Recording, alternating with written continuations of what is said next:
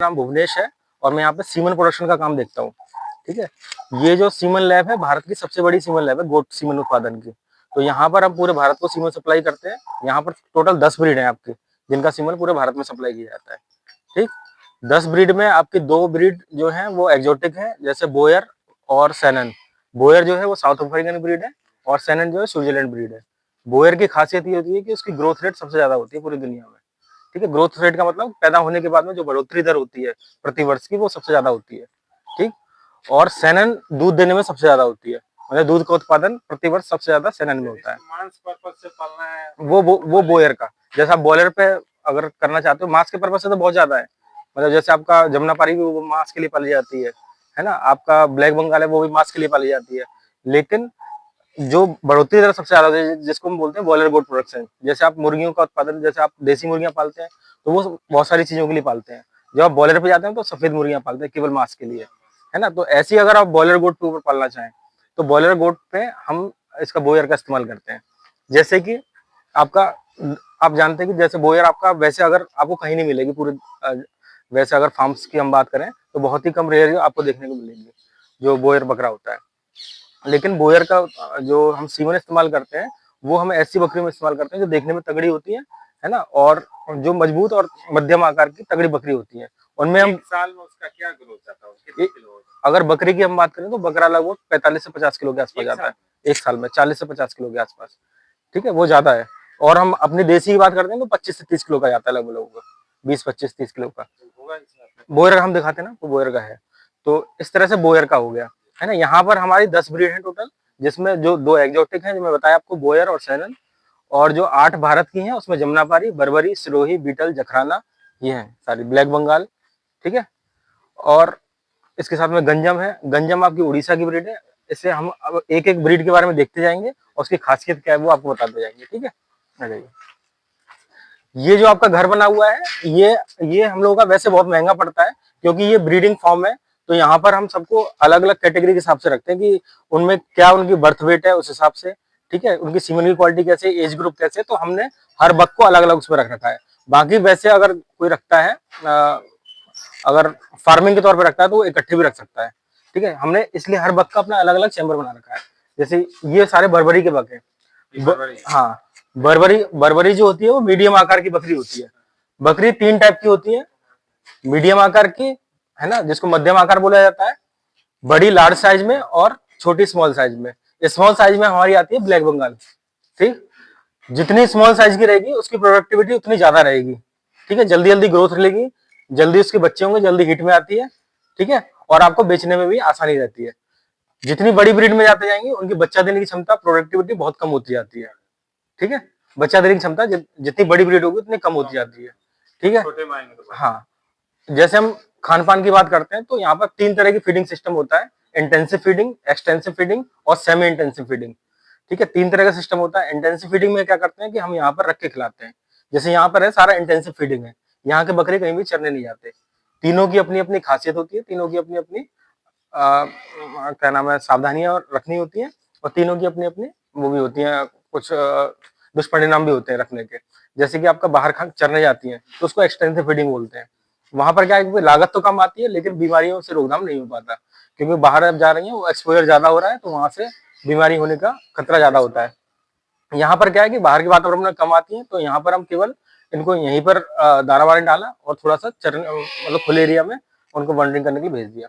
तो जैसे ये है, ये मीडियम आकार की है बर्बरी। ठीक है, इसकी खासियत ये होती है कि आप उसको कम जगह में आसानी से पाल सकते हो और आराम से सस्टेन कर जाती है किसी भी वातावरण में। ठीक, तो ये मीडियम साइज की होती है। इसका जो बर्थ वेट होता है लगभग लगभग आपका 1.5 किलो के आसपास होता है, और एक साल में एक बकरा जो होता है वो लगभग 20 किलो के आसपास का जाता है। ठीक है, बर्बरी हाँ, बर्बरी का 18 से 20 किलो के आसपास एक साल, हाँ, एक साल में। तो 20 किलो जाता हुआ तो उसमें मांस कितना निकलता होगा? हाँ, लगभग लगभग 50%, हाँ, आधा निकलता है। ठीक, तो जैसे कि हम गोट की बात करते हैं तो इसके जो खासियत होती है, इसकी खासियत ये होती है कि इसके खड़े कान होते हैं, है ना, मीडियम आकार की होती है, और सफेद उस पर पैचेस होते हैं। सब पहचानने का तरीका इसमें 2 तरह के होते हैं। जो हम क्वालिटी की बात अगर करते हैं, जो क्वालिटी बक्स हैं उनके कान खड़े रहते हैं, क्वालिटी बक्स या जो ट्रू ब्रीड जिसको बोलते हैं 100% जो बर्बरी होगी अच्छी क्वालिटी की, जैसे हम पता कैसे करेंगे कि अच्छी क्वालिटी कैसे है, तो उसके कान ये खड़े हुए होंगे, ठीक है। और जो थोड़ी डाउन क्वालिटी की होती है उसके कान टूटे हुए रहते हैं, जब आपको दिखाएंगे मतलब कुछ बीमारी बीमारी नहीं। अच्छा हाँ, अगर ट्रू नहीं है वो, मतलब उस ब्रीड की खासियत है कि हाँ क्रॉस है या फिर उसकी मतलब 100% प्योरिटी नहीं है, तो जैसे हम 100% प्योर की बात कर रहे हैं, जब हम ब्रीडिंग पर काम करेंगे तो 100% प्योरिटी पे काम करते हैं हम लोग, ठीक है, ब्रीड पे काम करते हैं। जैसे हम देखेंगे तो भारत में लगभग लगभग आपका 60-70% लगभग नॉन डिस्क्रिप्टिव ब्रीड है, मतलब देसी नस्ल, ठीक है। देसी नस्ल की खासियत ये होती है कि मतलब कमी ये होती है कि ना तो उनमें दूध देने के गुण होते हैं, ना बच्चा देने के, ना क्या नाम है बढ़ने के, तो हमने उसको कैटेगराइज कर दिया अलग अलग उसमें, जैसे दूध देने वाली बकरी कौन सी है ना, बच्चा देने वाली बकरी कौन सी है, हाई ग्रोथ रेट की कौन सी है।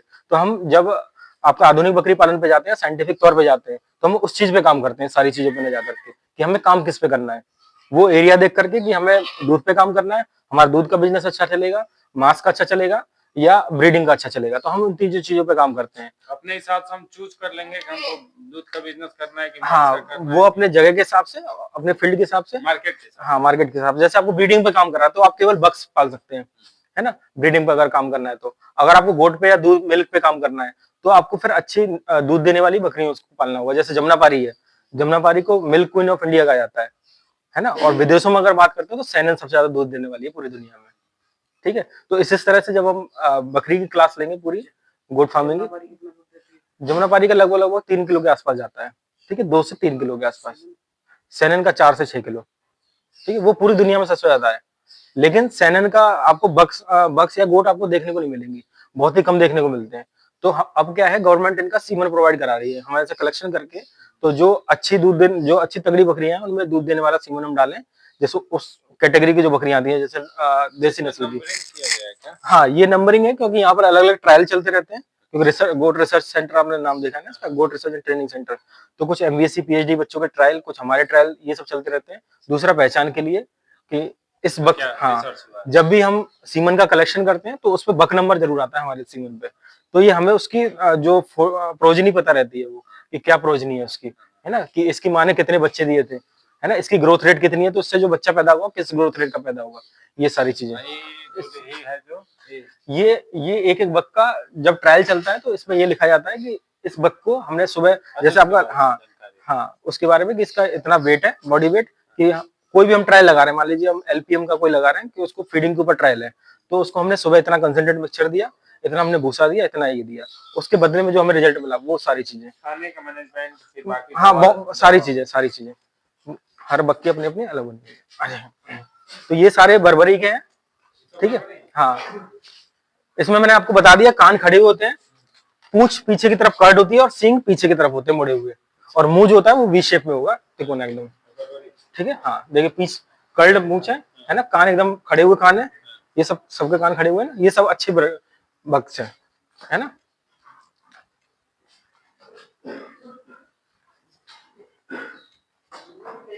ठीक है, आइए दूसरी ब्रीड की तरफ चलते हैं।